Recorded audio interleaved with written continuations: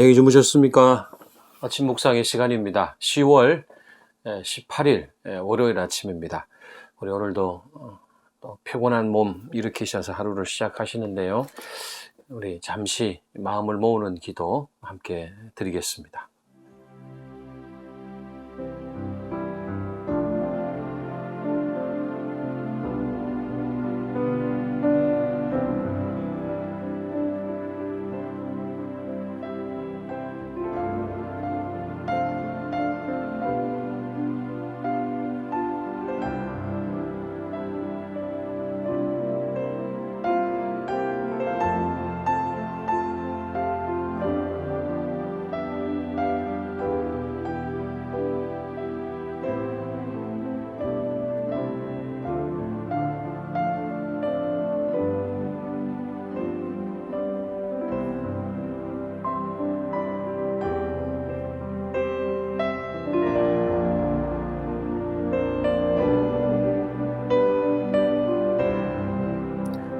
주님, 오늘도 말씀으로 우리를 인도하여 주시옵소서.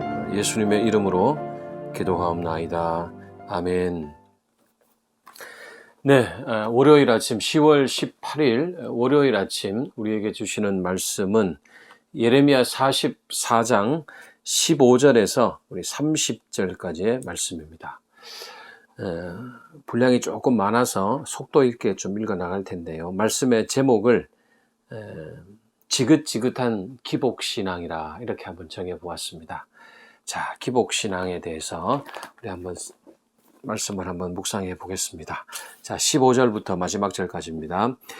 그리하여 자기 아내들이 다른 신들에게 분향하는 줄을 아는 모든 남자와 곁에 섰던 모든 여인 곧 애굽 땅 바드로스에 사는 모든 백성의 큰 무리가 예레미야에게 대답하여 이르되 네가 여호와의 이름으로 우리에게 하는 말을 우리가 듣지 아니하고 우리 입에서 낸 모든 말을 반드시 실행하여 우리가 본래 하던 것 곧 우리와 우리 선조와 우리 왕들과 우리 고관들이 유다 성읍들과 예루살렘 거리에서 하던 대로 하늘의 여왕에게 분향하고 그 앞에 전제를 드리리라. 그때에는 우리가 먹을 것이 풍부하며 복을 받고 재난을 당하지 아니하였더니 우리가 하늘의 여왕에게 분향하고 그 앞에 전제 드리던 것을 패한 후부터는 모든 것이 궁핍하고 칼과 기근에 멸망을 당하였느니라 하며 여인들은 이르되 우리가 하늘의 여왕에게 분향하고 그 앞에 전제를 드릴 때에 어찌 우리 남편의 허락이 없이 그의 형상과 같은 과자를 만들어 놓고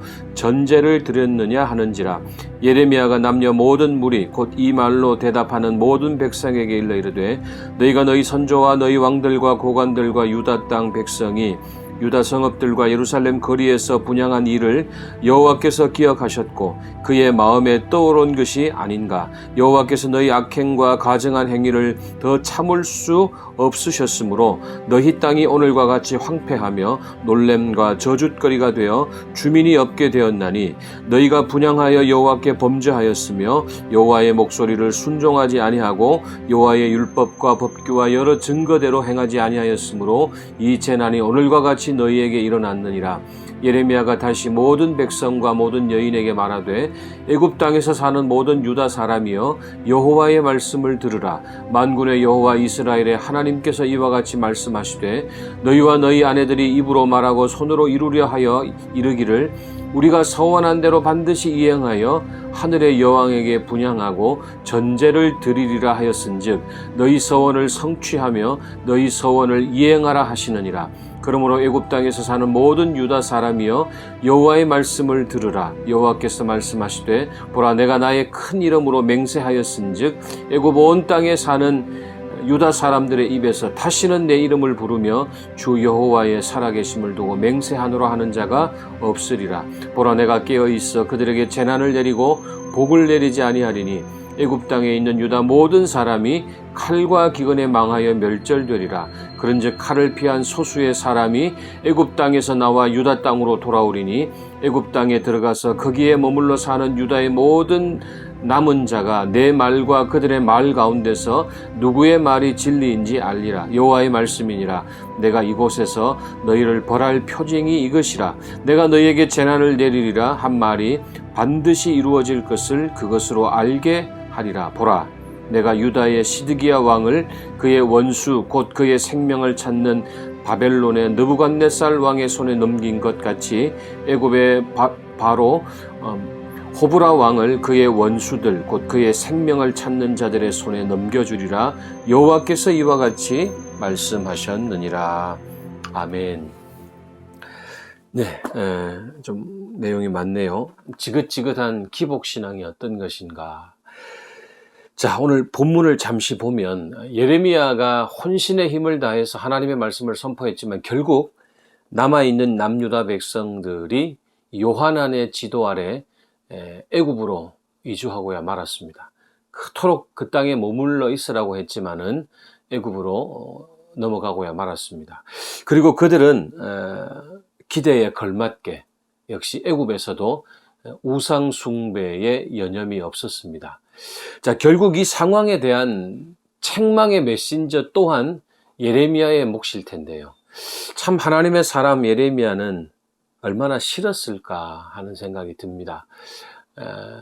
자, 그런데 이미 그들은 더 완악해진 상태였습니다. 이제는 대놓고 하늘 여신을 숭배하기로 맹세까지 한 상태였습니다. 17절에 그런 내용이 나오죠. 정말 그들은 실소를 금할 수 없을 정도로 사태 파악을 정반대로 이해하고 있었다는 겁니다.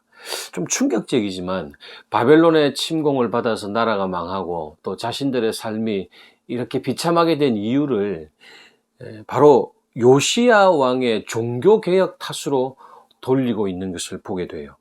18절에 그런 내용이 나오거든요. 이게 바로 요시야 왕이 했던 종교개혁이거든요. 요시야 왕이 종교개혁을 단행하면서 하늘 여신 숭배를 중단하면서부터 모든 것이 잘못되었다는 이상한 결론을 내고 있는 것을 보게 됩니다. 율법과 예언의 맥락을 완전히 무시한 기복신앙의 전형적인 행태입니다. 자, 백성들이 신을 판단하는 기준은 오로지 지금 당장의 상황, 현재의 상황, 지금 당장의 풍요였습니다. 예레미야의 마지막 예언은 이런 백성들을 향한, 이 완악한 백성들을 향한 반박과 또 재앙 선포였습니다. 자, 그들이 우상 숭배를 서약했으니 하나님도 그들이 하나님을 더 이상 부르지 못하게 할 것이다. 그렇게 하나님이 말씀하십니다. 사랑하는 여러분, 우리도 삶이 고통스러울 때 우리도 이런 황당한 진단을 내릴 때는 없었습니까?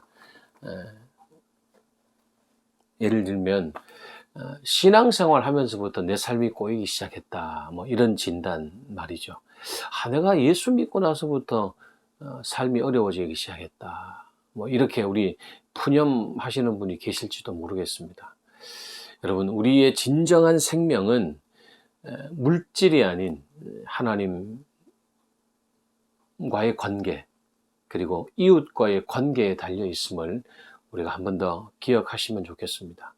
이런 물질주의적 기복신앙은 성경은 우상 숭배로 규정하고 있다는 것입니다. 오늘 이 하루 살아가면서 우리가 또 생각하고 또 생각해 봤으면 좋겠습니다. 정말 지금 내가 당하는 어려움이 내가 예수 믿어서일까? 한번 우리가 우리 자신 자꾸 뒤돌아 보이고 회의가 생기고 의심이 생길 때가 있죠.